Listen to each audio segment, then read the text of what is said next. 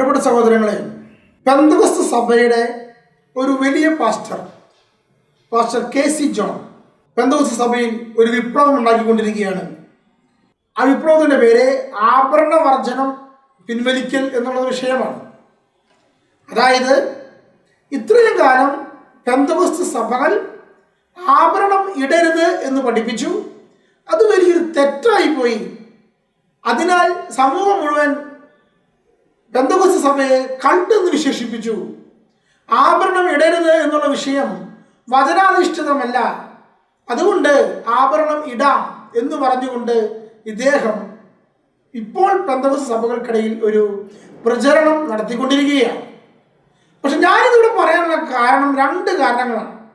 ഒന്നാമത്തെ കാരണം, കഴിഞ്ഞ കാലങ്ങളിൽ നമ്മുടെ കത്തോലിക്കരായ അനേകം സ്ത്രീകളെ ആഭരണം ഇടരുത്, ആഭരണം ഇടുന്നത് പൈശാചികമാണ്, വിഗ്രഹാരാധനയാണെന്ന് പറഞ്ഞുകൊണ്ട് ഇവിടെ നിന്ന് അനേകം പേരെ വഴിതെറ്റിച്ച് പെന്തക്കോസ്ത് സഭകളിലേക്ക് ചേർത്ത ഒരു സമൂഹം ഇന്ന് തിരിച്ചു പറയുമ്പോൾ ഇത് കേട്ടുപോയവരുടെ സ്ഥിതി എന്തായിരിക്കും?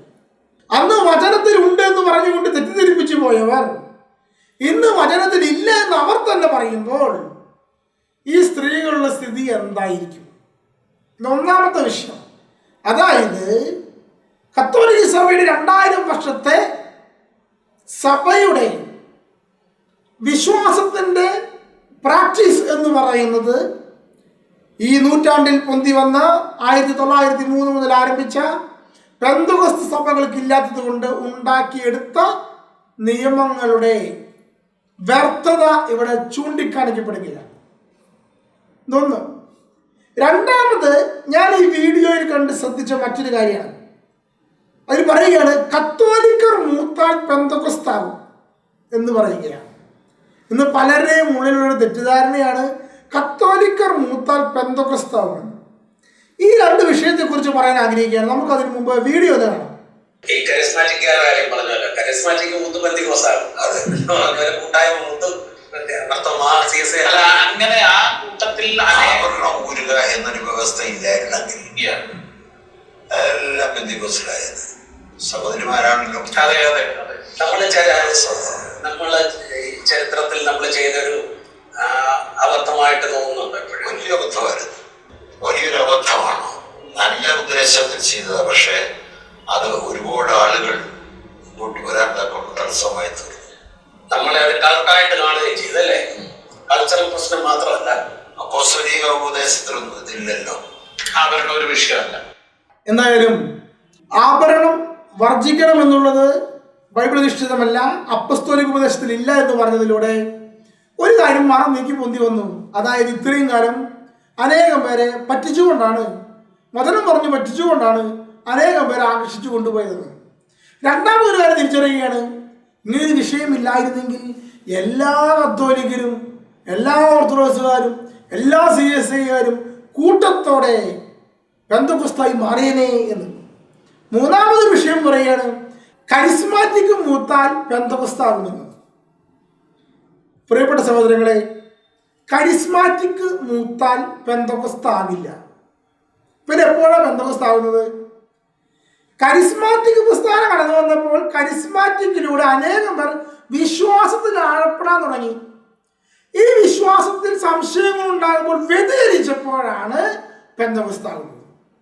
കാരണം അനേകം കരിസ്മാറ്റിക്കുകാർ വിശുദ്ധ കുർബാനയിലും ദിവ്യകാരുണ്യ ഭക്തിയിലും അധിഷ്ഠിതമായിട്ട് തന്നെയാണ് കേരള കത്തോലിക്ക സഭയിലുള്ളത്.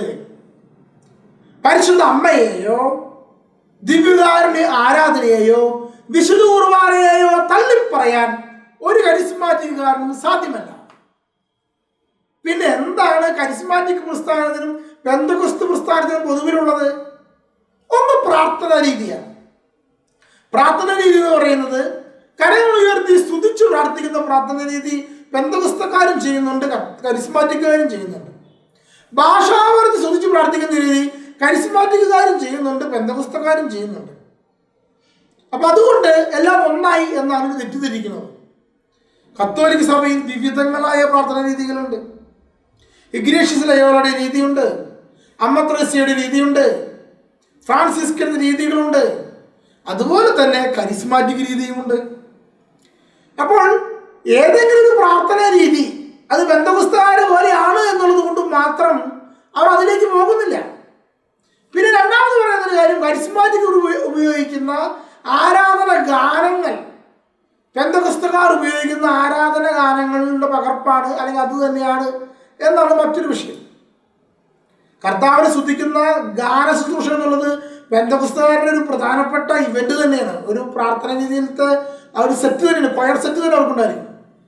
അവർ ഉപയോഗിക്കുന്ന ഗാനങ്ങൾ അവർ ഉപയോഗിക്കുന്നു എന്നുള്ളത് കൊണ്ട് മാത്രം കർത്താവിനെ സ്തുതിക്കുന്ന ലിറ്റർജിക്കലായിട്ടുള്ള അല്ലെങ്കിൽ വിശ്വാസസംബന്ധമായി വിരുദ്ധമല്ലാത്ത ഗാനങ്ങൾ പാടി ആരാധിക്കുന്നത് കത്തോലിക്കർക്ക് വിഷമമുള്ള വസ്തുതയല്ല.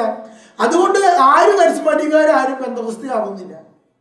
മാത്രമല്ല, യഥാർത്ഥ കരിസ്മാറ്റിക്കുകാർക്ക് വിശുദ്ധ കുർബാനയെ ഉപേക്ഷിക്കാൻ സാധ്യമല്ല, പരിശുദ്ധ അമ്മയെ ഉപേക്ഷിക്കാൻ സാധ്യമല്ല, അതുപോലെ തന്നെ ദിവ്യകാരുണ്യ ആരാധനയും ഉപേക്ഷിക്കാൻ സാധ്യമല്ല.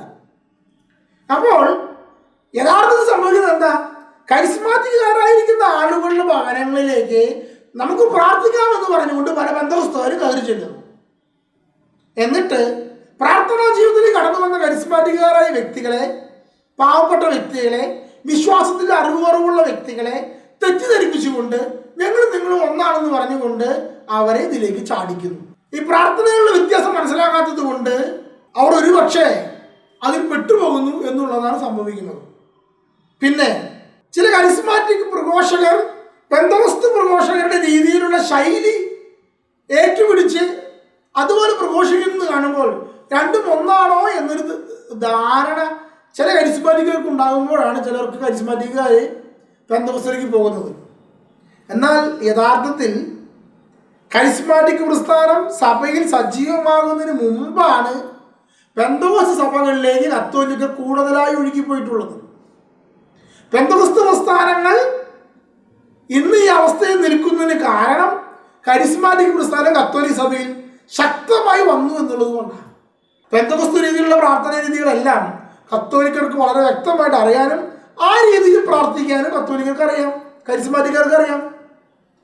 ഭാഷാവരത്തെ സ്തുതിക്കുവാനും കരമുയർത്തി ദൈവത്തെ സ്തുതിക്കുവാനും എല്ലാം കരിസ്മാറ്റിക്കാർക്ക് അറിയാമെന്നുള്ളത് കൊണ്ട് തന്നെ പെന്തക്കോസ്തിലേക്ക് പോകുന്ന ഒഴുക്ക് കത്തോലിക്ക സഭയിൽ വലിയ തോതിൽ നിലയ്ക്കുകയാണ് ഉണ്ടായത്. അതാണ് ചരിത്രത്തിൽ സംഭവിച്ചത്. അറിവില്ലാത്ത കുറച്ചു പേർ കരിസ്മാറ്റിക്കാരായ ആളുകൾ വിശ്വാസസംബന്ധമായ സംശയങ്ങൾ ഉണ്ടാകുമ്പോൾ അതിന് വ്യക്തമായ ഉത്തരങ്ങൾ പറഞ്ഞു കൊടുക്കാൻ ചിലപ്പോൾ വൈദികർ പരാജയപ്പെടുമ്പോൾ തെറ്റിദ്ധരിച്ചുകൊണ്ട് പെന്തക്കോസ്ത് സ്വാധീനത്തിലേക്ക് കുറേ പേര് പോകുന്നുണ്ട്. എങ്കിലും അതിനേക്കാൾ അധികമായി അനേകർ പെന്തക്കോസ്ത് സഭയെ ഉപേക്ഷിച്ച് തിരിച്ച് കരിസ്മാറ്റിക് പ്രസ്ഥാനത്തിലൂടെയും കത്തോലിക് സഭയിലേക്ക് വന്നിട്ടുണ്ട് എന്നുള്ള വസ്തുത മനസ്സിലാക്കണം. അതിന് ഏറ്റവും വലിയ ഉദാഹരണമാണ് ബ്രദർ സജിത്ത് ജോസഫ്. അദ്ദേഹം ഇന്ന് കേരള കത്തോലിക് സഭയിൽ ഒരു കരിസ്മാറ്റിക് ധ്യാനഗുരുവായി മാറിയിരിക്കുകയാണ്. കാരണം അദ്ദേഹത്തിന് തൻ്റെ രീതിയിലുള്ള പ്രാർത്ഥനാ രീതി കത്തോലിക്ക സഭയിൽ അഭ്യസിക്കാൻ സാധിച്ചു എന്നുള്ളത് തന്നെയാണ് അദ്ദേഹത്തിന് തിരിച്ചുവരവിന് പ്രധാനപ്പെട്ട കാരണം. അപ്പോൾ കരിസ്മാറ്റിക് രീതി എന്ന് പറയുന്നത് പ്രാർത്ഥനയുടെ ഒരു രീതി മാത്രമാണ്. ധ്യാനത്തിന്റെ ഏകാഗ്രതയിലുള്ള ദൈവത്തെ അനുഭവിക്കാൻ ഉണ്ടാകുന്ന ഒരു രീതി മാത്രമാണ്.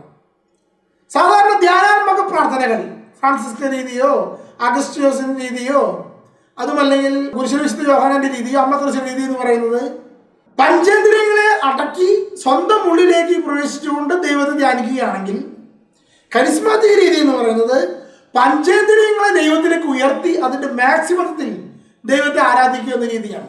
അതായത് കണ്ണുകൊണ്ട് മാക്സിമം ദൈവത്തെ കാണുന്നു, ചെവി കൊണ്ട് സ്തുതിപ്പ് മാത്രം കേൾക്കുന്നു, അതരങ്ങളുടെ സ്തുതിപ്പ് മാത്രം പ്രഘോഷിക്കുന്നു. അങ്ങനെ പൂർണ്ണമായ ഒരു സമർപ്പണവും ഏകാഗ്രതയും കരിസ്മാറ്റിക് രീതിയിൽ അതിൻ്റെ ബാഹ്യമായ വിസ്ഫോടനത്തിലൂടെ നടത്തുന്നു എന്നുള്ളത് മാത്രമാണ്, ഒരു പ്രാർത്ഥനാ രീതി മാത്രമാണ് കരിസ്മാറ്റിക് രീതി എന്ന് പറയുന്നത്. അല്ലാതെ പെന്തക്കോസ്തിലേക്ക് പോകാനുള്ള വഴിയൊന്നുമല്ല പ്രിയപ്പെട്ട പാസ്റ്ററെ കരിസ്മാറ്റിക് എന്ന് പറയുന്നത്. ഇദ്ദേഹത്തെ ഒരു തെറ്റിദ്ധാരണ ഒന്ന് മാറ്റാമെന്ന് കരുതി, പലർക്കും സംശയം കൂടി തിരുത്താമെന്ന് കരുതിയാണ് ഈ കാര്യങ്ങൾ ഞാൻ പറഞ്ഞത്. ദൈവം നമ്മെ അനുഗ്രഹിക്കട്ടെ.